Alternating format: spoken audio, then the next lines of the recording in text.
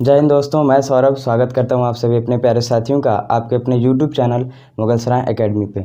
दोस्तों, आज हम लोग बात करने वाले हैं सीटेट 2022 को ध्यान में रखते हुए लॉरेंस कोहलबर्ग का नैतिकता का सिद्धांत, जिसको इंग्लिश में कहते हैं मॉरल डेवलपमेंट थ्योरी। ठीक है, इसका इंग्लिश में क्या नाम है? Moral development theory. इसको दिया था कोहलबर्ग ने। कोहलबर्ग एक अमेरिका के मनोवैज्ञानिक थे जिन्होंने नैतिकता का सिद्धांत दिया था, या फिर इसे दूसरे नाम से जाना जाता है कि नैतिकता का विकास का सिद्धांत। ठीक है, तो हमने बात किया कि कोहलबर्ग एक अमेरिका के मनोवैज्ञानिक थे। ये यूपी टेट या रीट के एग्ज़ाम में अक्सर पूछ लिया जाता है कि ये कहाँ के मनोवैज्ञानिक थे, तो अमेरिका से थे। तो एक बात आपको बता दें कि जो कोहलबर्ग हैं, लॉरेंस कोहलबर्ग की एक ख़ास बात थी कि ये लोगों से छोटी छोटी कहानियों के आधार पर नैतिक समस्याओं पर प्रश्न पूछा करते थे। ठीक है, तो उनमें से ढेर सारी कहानियों में से एक सबसे फेमस कहानी है जो कि यूरोप के एक व्यक्ति हैं हिंज नाम की, जिनकी पत्नी है वो बीमार रहती हैं और वह मौत की कगार पर हैं। डॉक्टर उनको कहते हैं कि दुनिया में सिर्फ एक ऐसी दवा है जो इसे बचा सकती है, अदरवाइज़ आपकी पत्नी मर जाएंगी। तो हिंज उस शहर के एक फार्मासिस्ट के पास वह दवा है जिसको उस व्यक्ति ने, उस फार्मासिस्ट ने बहुत ही विशेष तौर पे खोजा है और उसे बेच करके पैसे कमाना चाहता है। तो हिंज ढूंढते ढूंढते उस दुकानदार के पास जाता है, मेडिकल शॉप पे जाता है, जा कर के उससे उस दवा को मांगेगा। हालांकि हिंज के पास पैसे नहीं हैं, फिर भी वो उसे मांगेगा कुछ पैसे दे करके, ताकि बाद में कुछ पैसे दे करके बात हो जाए।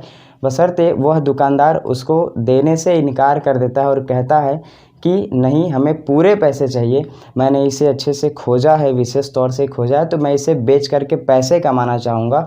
हिंज फिर समझौता करता है कि हमारी पत्नी मर जाएगी, ऐसी वैसी सारी बातें, फिर भी वह व्यक्ति मानता नहीं है। तो यहाँ पर क्या है कि जो हिंज है, हिंज के दिमाग में फिर यहाँ पे एक डिलेमा उत्पन्न होने लगती है कि क्या वह उस दुकानदार से दवा को चोरी कर ले या फिर अपने पत्नी को मर जाने दे। तो इस तरीके की कहानियाँ लॉरेंस कोहलबर्ग लोगों के बीच में बताते थे और बता करके उनसे उस नैतिक समस्याओं पर प्रश्न पूछा करते थे। तो इस तरीके की बातें हुआ करती थी और यह स्टोरी बहुत ही फेमस है। तो उससे सबसे पहले आइए हम लोग समझते हैं कि नैतिकता मीन्स मोरालिटी क्या होती है।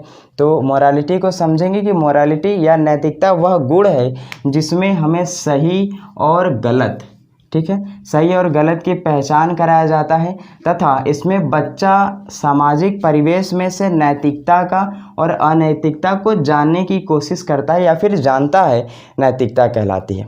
फिर से समझिएगा, नैतिकता वह गुण होता है जिसमें हमें सही और गलत की पहचान होती है। बच्चा अपने सामाजिक परिवेश से ही नैतिकता और अनैतिकता को जानने की कोशिश करता है या फिर जानता है, नैतिकता कहलाती है। इसी के संदर्भ में छोटा से एक आगे बात आता है जो कि बहुत ही इम्पॉर्टेंट है, जिसे कहते हैं moral dilemma. Moral dilemma Hindi में कहें तो नैतिक दुविधा, जिसको बहुत ही इम्पॉर्टेंट देंगे हम सभी। क्या है कि सही और गलत के बारे में, क्या लिखा, सही और गलत के बारे में जो हम डिसीजन लेने की प्रक्रिया है, डिसीजन लेने की प्रक्रिया है, उसे हम मॉरल डिलेमा कहेंगे। जिस तरीके से हिंज के सामने दो बातें थी, या तो वह दुकान से दवा को चोरी करेगा तो पुलिस पकड़ लेगी, अदरवाइज उसकी पत्नी मर जाएगी। तो वह दो रास्तों पर खड़ा है, एक इस तरफ है, दूसरा इस तरफ। उसके दिमाग में दुविधा है कि वह दोनों रास्तों में से किस रास्ता को चुने। तो ये है मॉरल डिलेमा। और हमारे जीवन में भी इस तरीके की समस्याएं उत्पन्न होती हैं, तो हम डिलेमा में फंसते हैं, दुविधा में फंसते हैं। हमने एग्जाम्पल क्या बात किया, एग्जाम्पल पे हम लोगों ने बात किया है कि हिंज के सामने क्या आया कि हिंज के सामने अगर वह चोरी करेगा तो उसे पुलिस पकड़ लेगी और नहीं करेगा तो उसकी पत्नी मर जाएगी। ये दो समस्याएं हैं, हालांकि यहाँ पर दुविधा में फंसे हुए हैं हिंज। तो ये है। दूसरी पॉइंट यहाँ क्या आती है, नैतिक तर्कड़ा। नैतिक तर्कड़ा को इंग्लिश में बोलेंगे मोरल रीजनिंग।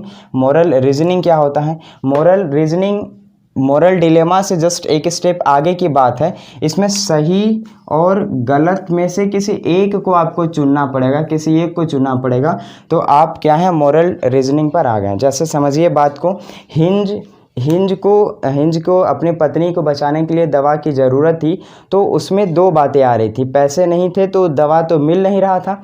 दूसरी बात यह है कि अगर वह चोरी करेगा तो पुलिस पकड़ लेगी, अगर नहीं करेगा तो पत्नी मर जाएगी। तो उसको दोनों में से किसी एक डिसीजन पर जाना होगा, किसी एक निर्णय पर जाना होगा। तो हिंज जो है, हिंज ने चोरी को चुना था, चोरी को चुना और अपनी पत्नी को बचाया, दवा दिया इस तरीके से। तो इसे हम क्या कहेंगे, मोरल रीजनिंग कहेंगे। तो ये था हमारा पॉइंट। इसके आगे आइए हम लोग देखते हैं। कोहलबर्ग ने नैतिकता के लिए 3 लेवल बताए हैं। तो यहाँ हम समझेंगे कि ये 3 लेवल है, बशर्ते हर एक लेवल में 2-2 स्टेज हैं। तो हमारे पास 6 हैं, 6 पढ़ने को भी मिलेंगे। तो 3 लेवल है और 3 लेवल है और टोटल सब लेवल में 2-2 स्टेज है, तो टोटल 6 हो जाएगा। तो आइए सबसे पहले हम लोग बात करेंगे कि प्री कन्वेंशनल स्टेज क्या है। प्री कन्वेंशनल स्टेज 4 से 10 साल के बच्चे इसमें आएंगे। इस अवस्था में हमें यह देखने को मिलेगी कि भाई इसमें जो मोरालिटी होगी वह शून्य होगी, ठीक है। इसमें जो बच्चा होगा उसको सही और गलत के बारे में पता नहीं होता है, और इस अवस्था में बालक का जो मोरल रीजनिंग है वो किसी दूसरे पर डिपेंड होगा, यानी कि उनके दूसरों के आधार पर तब जा कर के वो उसके अनुसार अकॉर्डिंग डिसीजन लेंगे, इस तरीके की बातें। तो समझिएगा कि 4 से 10 साल के जो बच्चे होंगे वो प्री कन्वेंशनल स्टेज के अंतर्गत आएंगे।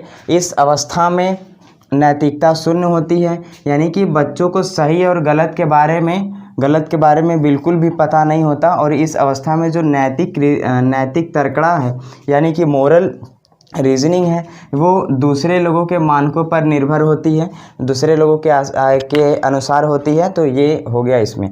अब प्री कन्वेंशनल स्टेज 4 से 10 साल का है और इसमें 2 स्टेज हैं। इस स्टेज में 2 स्टेज आएंगे। सबसे पहला आएगा पनिशमेंट एंड ओबीडियंस। पनिशमेंट और ओबीडियंस क्या है, बच्चे को पनिशमेंट दे करके या ओबीडियंस आज्ञा का पालन करवा करके सिखाया जाता है।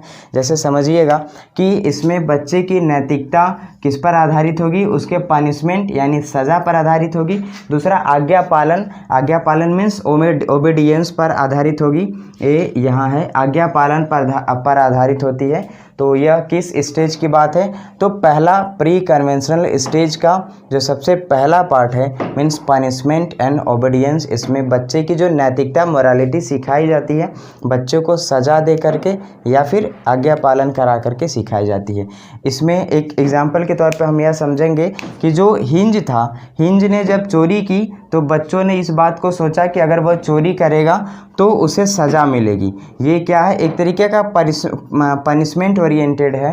तो यहाँ पर हम लोग ये समझेंगे। दूसरा क्या आता है, दूसरा आएगा इंस्ट्रूमेंटल रिलेटिव इंडिविजुअलिज्म। इस अवस्था में जैसे को तैसा दिखाई देगा, मीन्स टिट फॉर टैट होगा। इसमें क्या दिखाई देगा कि जिस तरीके से व्यवहार हम बच्चे के साथ करेंगे वही सेम व्यवहार वह भी हमारे साथ करेगा। जैसे मान लीजिए कि एक छोटा बच्चा है, वो अपने क्लासमेट्स को मार दिया तो दूसरा वाला भी उसे मारेगा। अगर पहले वाले ने दूसरे की पेंसिल तोड़ दी तो दूसरा वाला भी पहले वाले की पेंसिल तोड़ेगा। तो इस तरीके का व्यवहार इसमें दिखाई देता है। तो इस स्टेज को हम लोग टिट फॉर टैट यानी कि जैसे को तैसा कहेंगे। इसमें जो जैसा व्यवहार एक के साथ करेगा वैसा ही व्यवहार वो दूसरे के साथ भी करता है। जैसे यहाँ पे हमने एग्जाम्पल लिया कि एक बच्चे को दूसरे बच्चे ने थप्पड़ मारा तो वह उसे भी मारेगा। दूसरा एग्जाम्पल, अगर हम उसकी पेंसिल तोड़ेंगे तो वह भी हमारा पेंसिल तोड़ देगा। टिफ़िन खा जाएंगे तो वो भी हमारा टिफ़िन खा जाएगा। तो इस तरीके की बातें इसमें आपको देखने को मिलेंगी। इसके बाद आता है दूसरा है कन्वेंशनल स्टेज, जो कि 10 से 13 साल के लिए होता है। इस अवस्था में बच्चा दूसरे लोगों के मानकों को अपने अंदर समावेशित कर लेगा, अपने अंदर ग्रहण कर लेगा तथा उसी के अनुसार सही और गलत में निर्णय लेने की कोशिश करेगा। क्या हम लोगों ने समझा कि कन्वेंशनल स्टेज 10 से 13 साल में होता है। इस स्टेज में बच्चा दूसरे लोगों के मानकों को अपने अंदर समावेशित कर लेगा, अपने अंदर ढाल लेगा, फिर उसी के अकॉर्डिंग वो सही में और गलत में फिर निर्णय करता है। तो इस तरीके से इसमें देखेंगे। इसमें क्या होगा, इसमें भी 2 स्टेज हैं, माने कि सेकेंड लेवल में 2 स्टेज हैं। कौन कौन सा, सबसे पहला good boy and good girl का। यहाँ से क्वेश्चन बन जाता है। तो जब कभी भी आपको क्वेश्चन सीटेट में पढ़ने के बाद लगे वहाँ से कि अच्छा लड़की या अच्छा लड़का बनने के लिए वहाँ काम किया जा रहा है, तो वो पूछा जाएगा आपसे कि वो किस लेवल के किस स्टेज से लिया गया है। तो कोहलबर्ग के वो दूसरे लेवल के पहले स्टेज की बात हो रही है। तो गुड बॉय गुड गर्ल, इसमें लड़का नैतिकता जो सीखता है वो अच्छा लड़का या अच्छा लड़की बनने के उद्देश्य से सीखता है। फिर इसी में मीन्स दूसरा कन्वेंशनल स्टेज में दूसरा स्टेज हमारा आता है लॉ एंड ऑर्डर ओरिएंटेशन का। इसमें बच्चा नियम कानून को बनाए रखता है, सीखता है। तो आइए इसमें देखते हैं क्या क्या बातें हैं। इसमें बच्चा कानून को तथा सामाजिक व्यवस्था को बनाए रखने की बात करता है।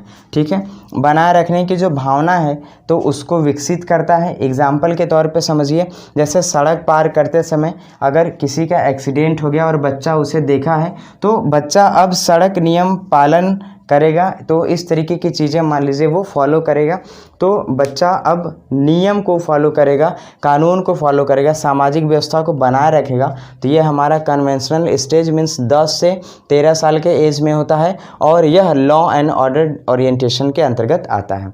तो इस तरीके से ये हमारा दूसरा लेवल का दोनों स्टेज हमने पढ़ लिया। अब हम लोग पढ़ेंगे तीसरा लेवल मीन्स पोस्ट कन्वेंशनल। तो आइए देखते हैं। अब थर्ड पॉइंट है पोस्ट कन्वेंशनल स्टेज, जो कि 13 साल के ऊपर के बच्चे इसमें आते हैं। तो इसमें क्या है समझिएगा, इसमें निर्णय खुद से लिए जाते हैं ना कि समाज के जरिए से लिए जाते। तो हम क्या समझेंगे कि पोस्ट कन्वेंशनल स्टेज 13 साल के ऊपर के बच्चे इसमें आएंगे और इसमें जो निर्णय लिया जाएगा, जो डिसीजन लिया जाएगा वो खुद से लिए जाएंगे ना कि समाज से लिए जाएंगे। तो समाज से इसमें नहीं लिया जाएगा। तो इसमें हमें पता चलता है खुद से निर्णय लेने के बाद कि क्या सही है क्या गलत है। तो यह बात पोस्ट कन्वेंशनल स्टेज में आती है, जिसका एज कितना होगा 13+ इसमें आएंगे।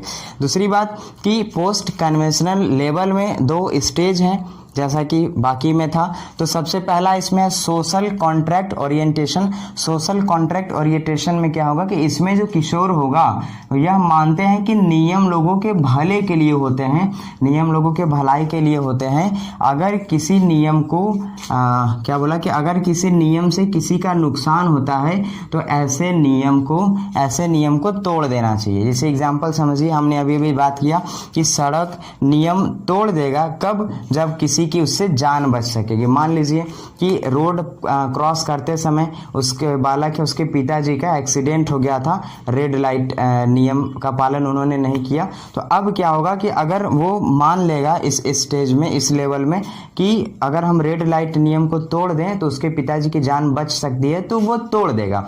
तो यहाँ पे हम लोगों ने क्या समझा कि सोशल कॉन्ट्रैक्ट ओरिएंटेशन इस लेवल में, इसमें किशोर यह मानते हैं कि नियम लोगों के भले के लिए होते हैं। अगर किसी नियम से किसी का नुकसान होता है तो ऐसे नियम को तोड़ देना चाहिए, छोड़ देना चाहिए। एग्जाम्पल भी हम लोगों ने समझ लिया। उसके बाद आता है यूनिवर्सल एथिकल प्रिंसिपल्स ओरिएंटेशन। इसमें किशोर जो होगा, इसमें किशोर दूसरे के विचारों से नहीं, इसमें दूसरों के विचारों से नहीं बल्कि अपने खुद के, अपने स्वयं के मानकों से नियम के अनुसार व्यवहार करता है। ये अपने अकॉर्डिंग व्यवहार करता है। इसमें किशोर दूसरों के फायदों के लिए अपनी जान पर भी खेल जाते हैं। तो यहाँ यह समझिएगा कि हम लोगों ने 3 स्टेज पढ़ा। हमने पढ़ा था कि सबसे पहले प्री कन्वेंशनल स्टेज, फिर कन्वेंशनल स्टेज, फिर पोस्ट कन्वेंशनल स्टेज, और 3 लेवल बताए हैं किन्होंने, लॉरेंस कोहलबर्ग ने। और हर एक लेवल में 2-2 स्टेज है, मतलब टोटल 6 है। तो हमें एक एक करके याद रखना है और ये आपके एग्जाम में बहुत ही ज़्यादा इंपॉर्टेंट है। आप इस लेक्चर वीडियो को पढ़ने के बाद आप प्रैक्टिस सेट लगाइए। प्रैक्टिस सेट लगाने के बाद आप देखेंगे कि आप आसानी से उसको सॉल्व कर ले रहे हैं। तो आप हमारे वीडियो को देखिए। यदि आपको हमारा वीडियो पसंद आता है then you just like my video and share and just subscribe my video. Thank you, thanks for watching my video. Thank you.